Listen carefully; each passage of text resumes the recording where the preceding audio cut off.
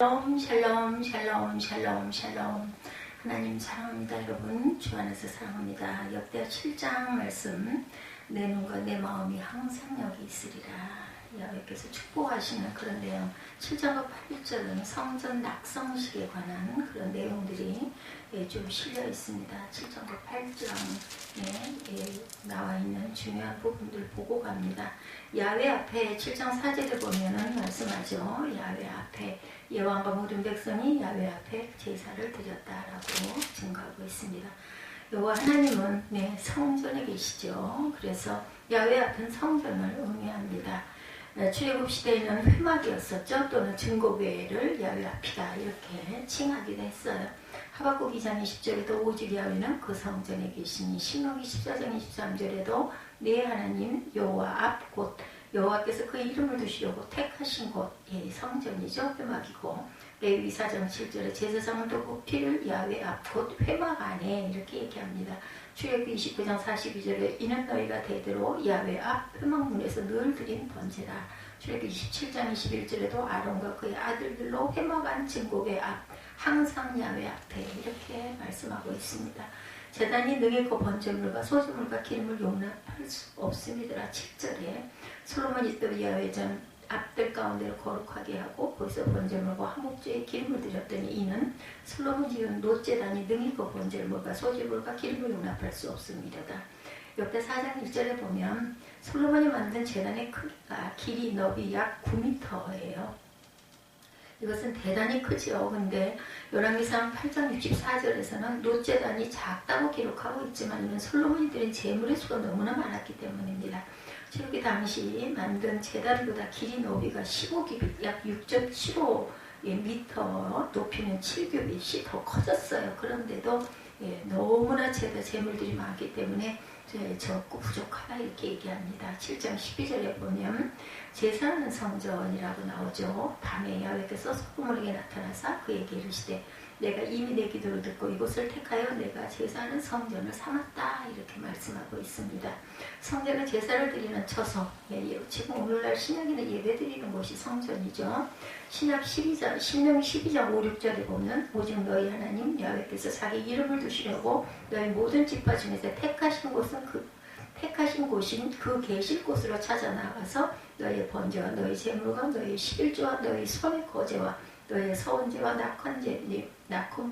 낙헌 예물과 너희 소와 양의 처음 난 것들을 너희는 그리로 가져다 드려라 이렇게 말씀하는 게 보이는데, 역대하 7장 12절에도 이것을 택하여 내게 제사하는 성전을 삼았다. 에스라 6장 3절에도 예루살렘에 있는 하나님의 성전에 대하여 이르노니 이 성전 곧 제사 드리는 처소를 건축하되 이렇게 말씀하고 있습니다. 신명기 12장 14절에도 오직 너희 한 지파 중에 야훼께서 택하실 그곳에서 번제를 드리고 또 내가 네게 명령하는 모든 것을 거기에서 행할지라. 열왕기상 12장 27절에도 야훼의 성전에 제사를 드리고자 해요. 율례와 법규를 지키려고 17절에 말씀하죠. 내가 만일 내 앞에서 행하기를 내 아버지 다윗에게 행한 것과 같이 내가 네게 명령한 모든 것을 행하여 내 율례와 법규를 지키면 내가 내 나라 왕위를 견고하게 하되 전에 내가 내 아버지 다윗과 언약하기를 이스라엘을 다스릴 자가 내게서 끊어지지 않으려 한 대로 율법과 법규를 지켰을 때인 거죠. 다윗에게 언약한 축복, 28절은 솔로몬이 율례와 규례를 행할 때 이루어진다라는 의미를 갖고 있는 거 우리가 너무나 잘 압니다. 율법이라는 것은 신명기 4장 8절에 이 율법과 같이 규례와 법도가 공의로운 큰 나라가 어디 있느냐. 신명기 4장 10절에 내가 그들에게 내 말을 들려줘 그들이 세상에 사는 날 동안 나를 경외함을 배우게 한다. 언약이 나타나 있죠. 신명기 5장 1절에서 3절에 이 언약은 오늘 여기 살아있는 우리와 세우신 것이라. 율법이에요. 이 모든 것들이 하나님을 사랑하는 법이기도 합니다. 신명기 6장 5절에 내 하나님 야훼를 사랑하라. 여호와의 도이기도 하죠. 사사기 2장 20절에서 22절에 야훼 도를 지켜 행하나 아니하나 그들을 시험하려 함이라 말씀합니다. 마태복음 22장 16절에도 당신은 참되시고 진리로 하나님의 도를 가르치신다. 율법이죠. 내가 내 왕위를 견고하게 해도 18절에 하나님은 거듭 다윗의 왕조가 영원하리라는 언약을 말씀하죠. 그러나 이는 반드시 율례와 법규를 잘 지켜 행할 때를 말씀합니다.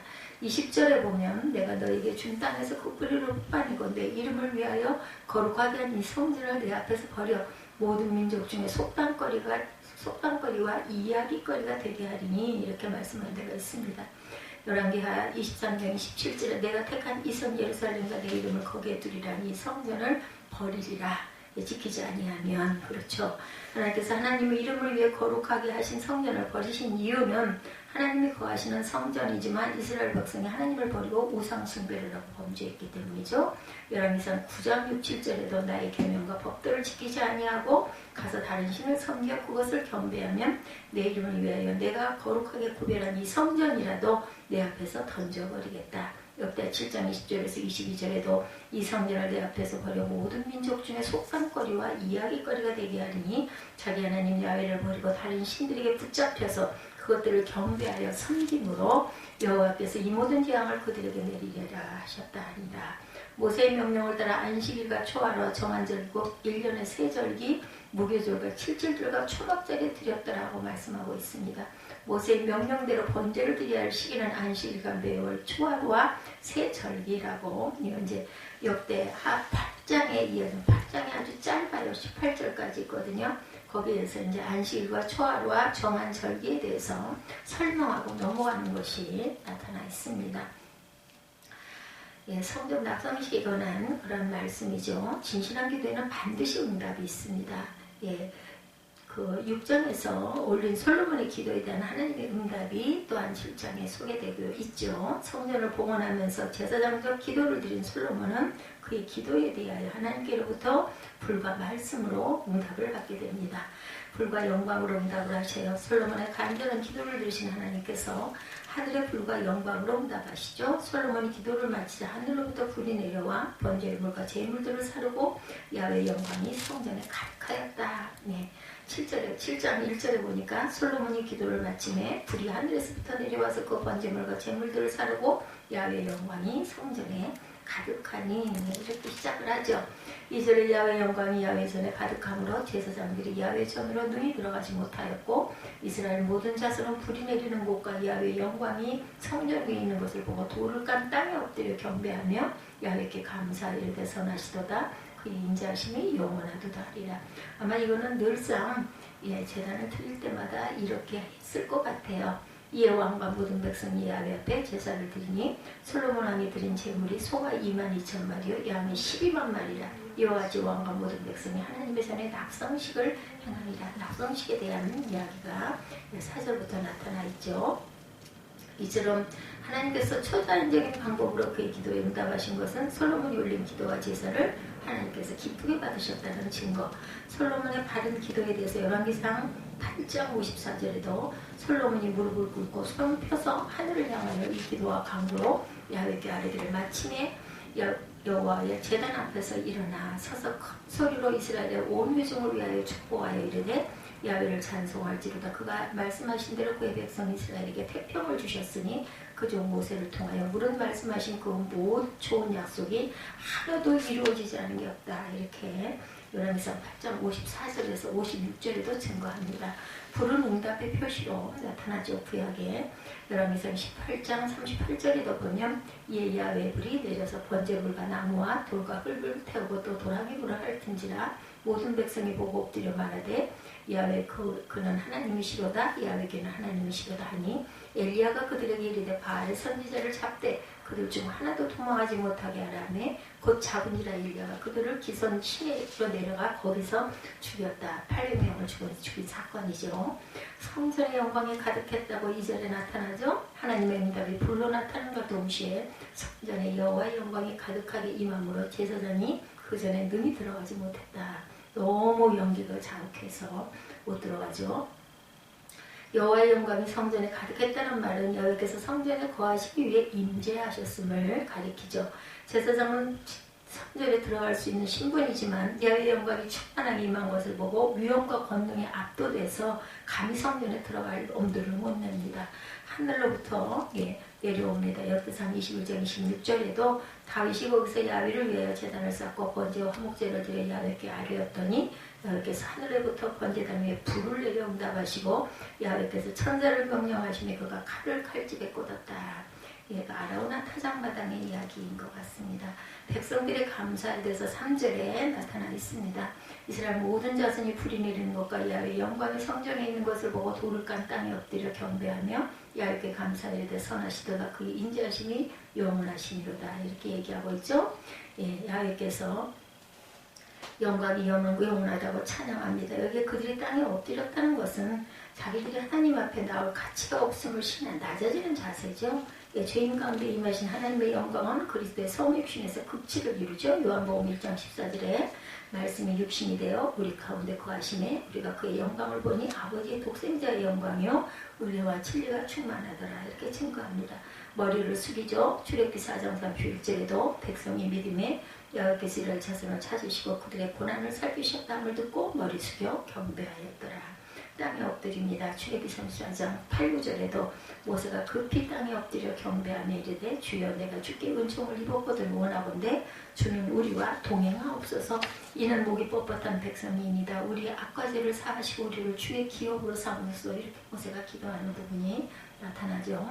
성전 낙성식에서의 감사제를 드린 내용이 4절이죠. 이 모든 백성이 야훼 앞에 제사를 드리니 솔로몬 왕이 드린 제물이 이렇게 나오고 있습니다.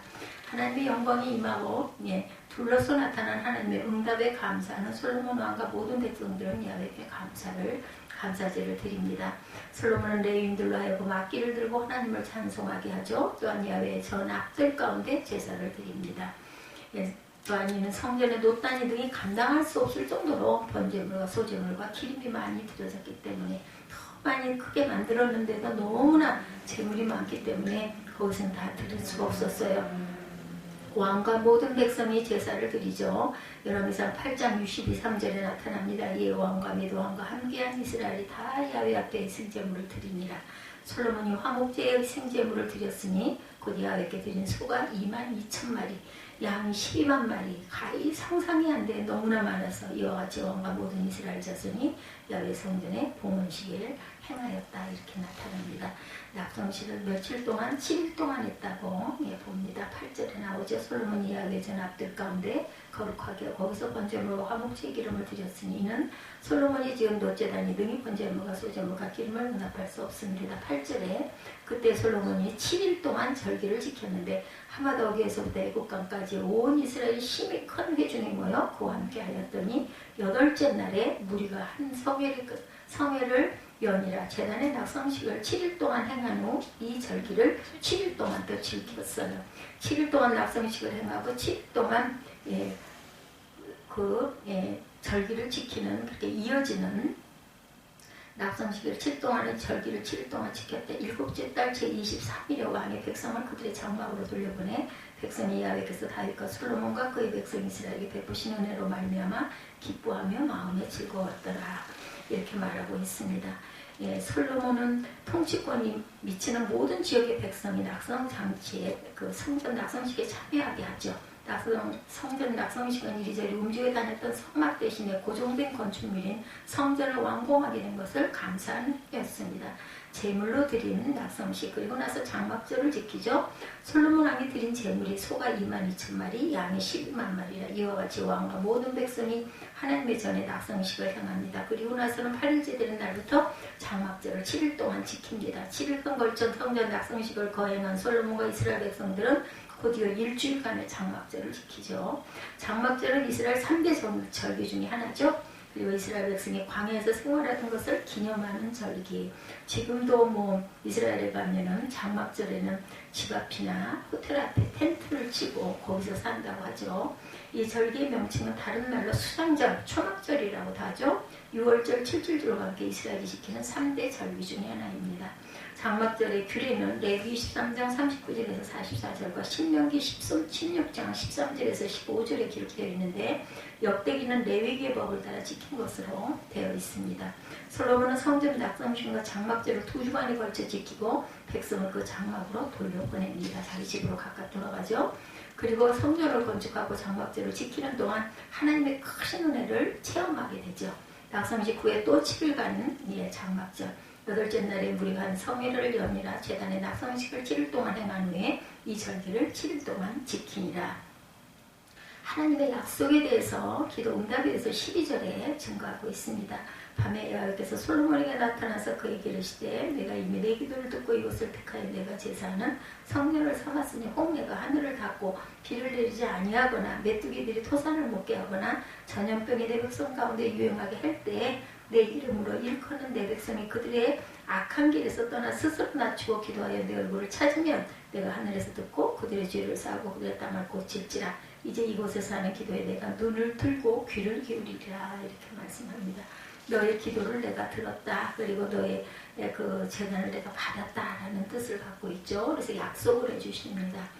꿈에 나타나서 이는 야훼께서 솔로몬의 기도에 대해서 응답의 말씀을 주시기 위한 현모 역대하 6장 14절에서 42절에도 나타나 있습니다.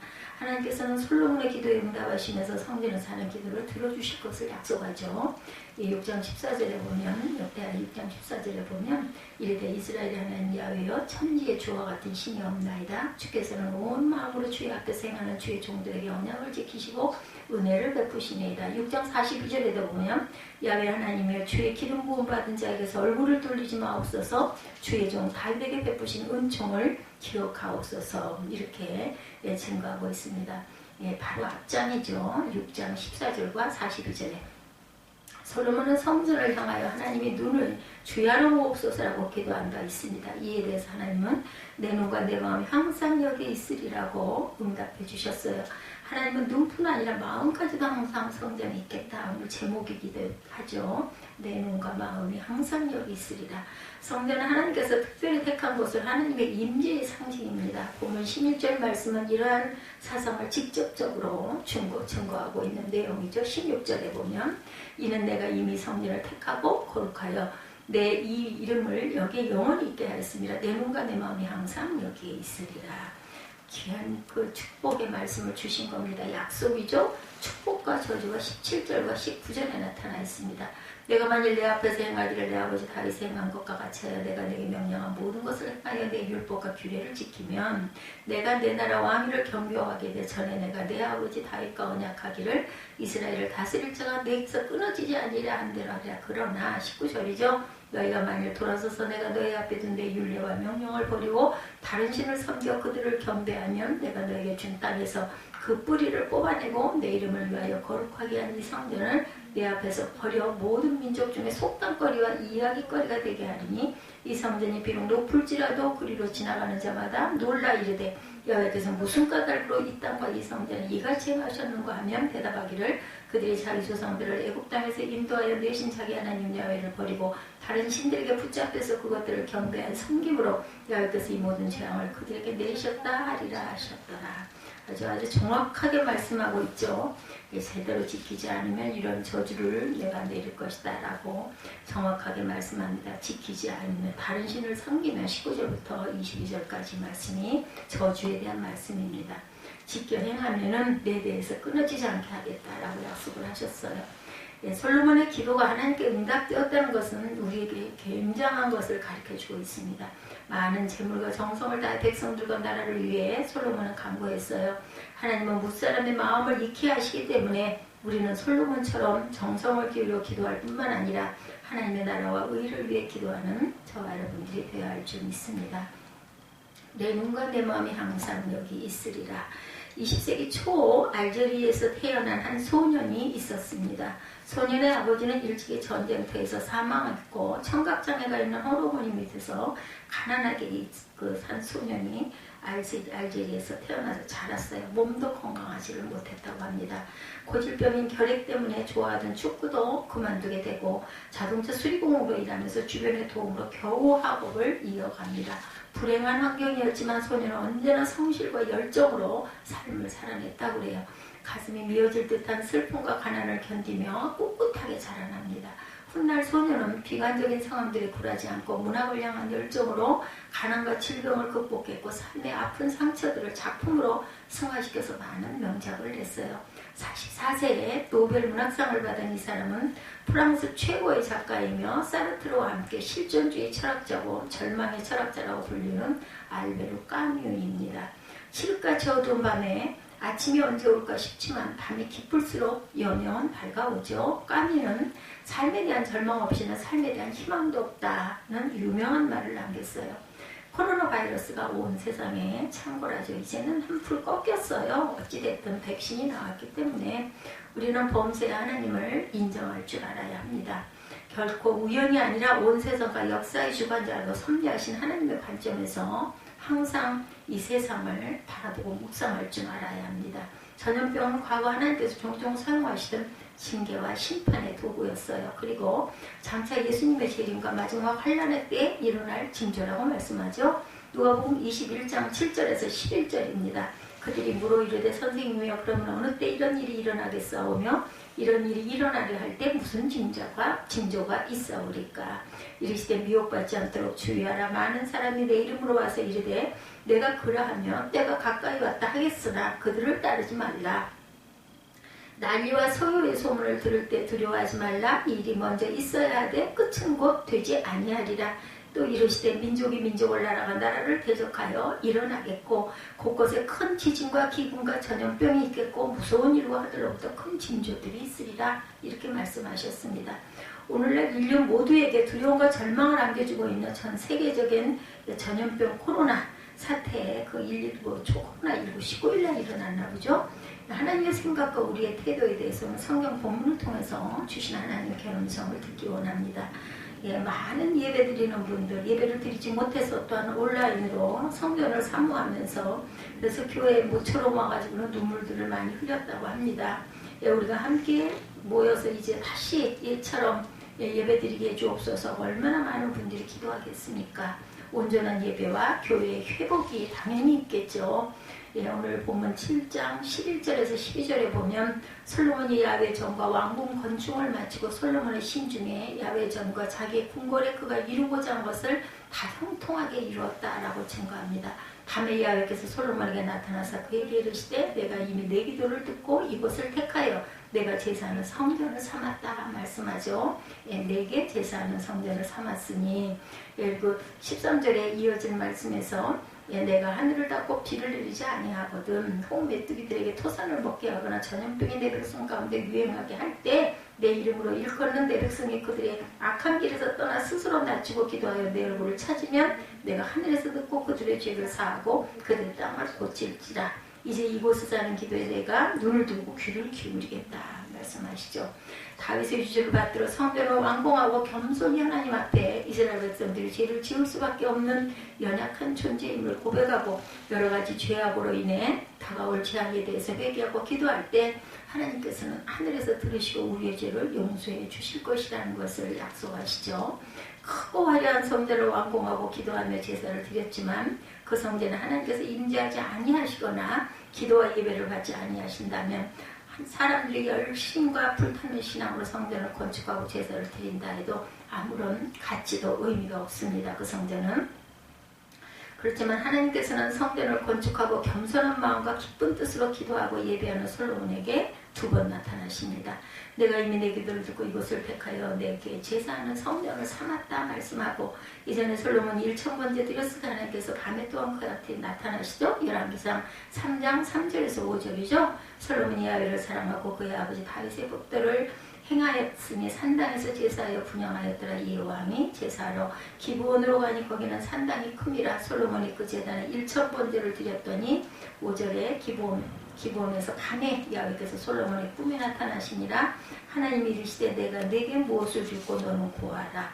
솔로몬에게 무엇을 원하는지 물으셨던 하나님에 대한 솔로몬의 간구에 열왕기상 3장 7절에서 10절에 나의 하나님 야훼여 주께서 종으로 종의 아버지 다윗을 대신하여 왕이 되게 하셨사오나 종은 아직 아이라 할 줄을 알지 못하고 주께서 택하신 백성 가운데 있나이다. 그들은 큰 백성이라 수요가 많아 셀 수도 없고 기록할 수도 없사오니 누가 주의 이 많은 백성을 재판할 수 있사오리까. 듣는 마음을 종에게 주사 주의 백성을 재판하여 선악을 분별하게 하옵소서. 이렇게 기도하듯이 아뢰죠. 솔로몬이 이것을 고하매 그 말씀이 주의 마음에 든지라.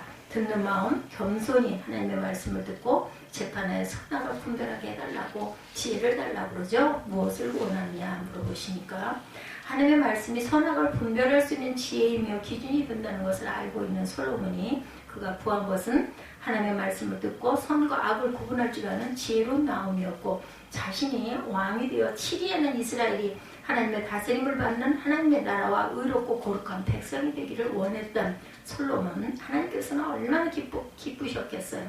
그가 구하지 아니한 부와 영광도 주시죠. 처음 시작할 때와 같이 성전 건축을 완성한 후에도 변함없이 겸손하게 기도하는 그의 기도를 들으셨다라고 얼마나 기뻐하셨겠습니까? 6장 39절에도 역대하 주는 계신 곳 하늘에서 그들의 기도와 간구를 들으시고 그들의 일을 돌보시오며 주께 범죄한 죄의 백성을 용서하옵소서. 이렇게 기도합니다. 성전에서 겸손하게 죄를 깨닫고 기도하면 하나님께서 들으시죠? 이미 들으셨다라고 말씀합니다. 하나님의 임재하신 겸손과 회개의 기도를 들으시고 용서하기를 기뻐하시죠. 4개의 제사하는 성전을 삼았으니 제사의 의미를 묵상해야 합니다. 제사, 예배, 속죄, 회복, 또한 화목, 죄를 버리고 주의 말씀을 듣고 순종하는 의의 삶의 회복, 은혜에 감사하며 찬양하며 기뻐하는 것이 바로 우리가 드리는, 주님께 드리는 온전한 제사죠.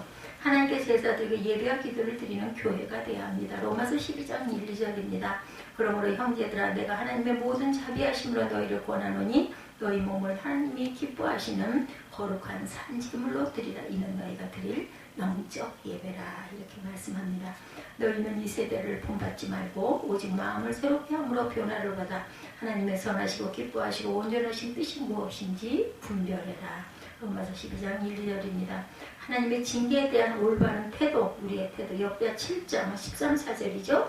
혹 내가 하늘을 닫고 비를 내리지 아니하거나 혹 메뚜기들에게 토사를 먹게 하거나 전염병이 내 백성 가운데 유행하게 할 때 내 이름으로 일컫는 내 백성이 그들의 악한 길에서 떠나 스스로 낮추고 기도하여 내 얼굴을 찾으면 내가 하늘에서 듣고 그들의 죄를 사하고 그들의 땅을 고칠지라 말씀합니다. 솔로몬이 드린 속죄의 기도와 예배에 대해서 하나님께서는 내가 하늘을 닫고 비를 내리지 않고 메뚜기들이 토사를 먹거나 전염병을 내 백성 가운데 유행하게 할 때 하나님께서 내 백성들에게 행하신 징계다 말씀합니다. 하나님의 관심은 내 백성, 아브라함의 언약을 계승한 이스라엘 예수 그리스도를 믿고 구원받는 하나님의 자녀 백성에게 기근과 전염병을 유행하게 하실 것이라고 말씀하셨어요. 전 세계가 전염병으로 고통받고 있고 교회와 그리스도인들도 함께 전염병에 노출이 되어 있습니다.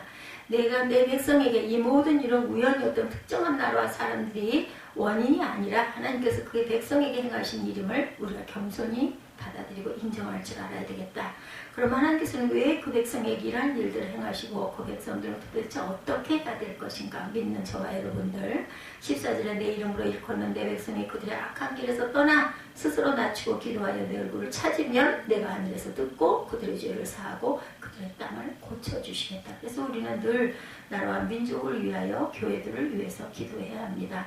내 이름으로 일컬어지는 내 백성 악한 길에서 떠나 스스로 낮추고 죄를 깨닫고 자백하며 회개하고 기도할 때 죄를 버리고 회개하는 기도는 곧 하나님의 얼굴을 찾는 일이고 하늘에서 들으시고 죄를 사하시고 용서하시고 땅을 고쳐주실 것이라고 이렇게 오늘 본문에서 약속을 하셨어요. 그렇죠? 성전에서 어떤 기도를 우리가 드려야 돼요? 말씀을 듣고 죄를 깨닫고 악한 길에서 떠나 회개는 잘못된 길을 버리고 하나님의 말씀하시기를 따르는 것, 가는 길을 잘못된 길일 때는 빨리 방향 전환을 해야 되겠죠? 멀리 가는 게 중요한 게 아니라 정확한 길을 찾아가는 것이 중요합니다. 스스로 낮추고 기도해야 됩니다. 죄를 전심으로 고백하는 것이 겸손이죠. 겸손한 자에게는 용서와 은혜를 베풀어 주신 하나님입니다. 핑계를 대거나 누가 어째서 이랬어요. 이런 기도 필요 없습니다. 성전에 나가 겸손하게 악을 깨닫고 버리고 죄악된 길에서 벗어나서 용서를 구할 때 용서해 주시고 땅을 고쳐주시고 회복하게 해주신다. 삶의 여러 가지 고난과 시련들을 해결해 주시는 하나님입니다. 16절에 이는 내가 이미 이 성전을 택하고 거룩하게 하여 내 이름을 여기에 영원히 있게 하였습니다. 내 눈과 내 마음이 항상 여기 있으리라. 하나님의 약속, 성전을 택하여 거룩하게 하여 내 이름을 여기 영원히 있게 하시겠다라는 약속입니다. 다윗과 솔로몬이 성전을 건축하려는 순전하고 진실한 마음, 겸손함으로 죄를 버리고 용서를 구하기 위한 제사와 기도가 드려질 때 하나님의 거룩하신 이름이 그곳에 계시겠다는 거죠. 하나님께서 임재하시는 성전에 거룩하게 되기를 주님의 이름으로 축복합니다. 오늘날 교회와 그리스도인들에게 징계와 시련을 만나게 하시는 목적 또한 거룩한 성전이 되기를 원해서이시죠. 거룩과 성결과 구별된 삶, 그리고 사랑과 가치를 깨달은 삶을 살아라. 영원히 하나님의 백성이 악한 길에서 떠나 겸손하며 거룩한 성전이 되게 할 때 언제든지 죄를 버리고 하나님께 나와 기도하면 그곳에서 만나주시는 내가 되겠다. 하나님의 마음과 눈이 항상 여기 있으리라. 하나님의 마음, 공의와 사랑, 선하심과 인자하심이 영원하신 하나님의 마음이고 용서와 회복을 기뻐하시는 하나님의 마음이고 눈으로 보시되 겉모습이 아니라 마음의 중심을 보시는 하나님입니다. 이번 사태로 인해서 하나님의 자녀와 백성인 그리스도인들과 교회와 그리스도인들의 존재 의미와 목적이 무엇인지를 우리가 생각해 봐야겠죠. 베드로전서 2장 9절에 그러나 너희는 택하신 족속이요 왕같은 제사장들이요 거룩한 나라요 그의 소유가 된 백성이니 이는 너희를 어두운 데서 불러내어 그의 기이한 빛에 들어가게 하시니에 아름다운 덕을 선포하게 하려 하심이라 말씀합니다. 제사장의 역할과 사명, 죄사함, 하나님의 공의의 심판이 임하지 않도록 재앙이 아니라 장래 소망과 평안이 주시기를 원하는 하나님 앞에서 우리 그리스도인들은 예배의 진정한 의미가 무엇인지를 다시 한번 깨닫고 회복되어지는 은혜가 있기 바랍니다. 그리고 전 세계 코로나 바이러스에 감염되어 치료를 받고 있는 확진자들이 속히 쾌유되고 인간의 연약함을 깨닫고 그리스도께 돌아오는 우리의 생명은 우리 게 아니에요. 생각할수록 이런 우리가 어떻게 할 수 없어서 이 코로나 때문에 2년여를 얼마나 그죠? 갈팡질팡 우왕좌왕 여기 가야 돼 말아야 돼 이거 먹어도 괜찮아 안 괜찮아 거기 가긴 가야 할 텐데 버스를 타고 가야 돼 아니면 차를 타고 가야 돼 이런 생각들을 많이 하게 됩니다. 그런 모든 것들이 내가 아무리 노력하고 아무리 최선을 다하고 아무리 잘 지켜도 그 질병에 걸리려면 걸리죠. 구원받는 은혜가 임하는 것은 바로 이렇게 주님의 말씀과 뜻을 귀하게 깨닫고 온전하게 기도할 줄 알고 그리고 또한 우리가 겸손하게 주님께 아뢰었을 때 주님께서 우리에게 은혜와 긍휼이 임하게 하신다는 것을 잊지 않은 저와 여러분이 되시기를 주님의 이름으로 축복합니다.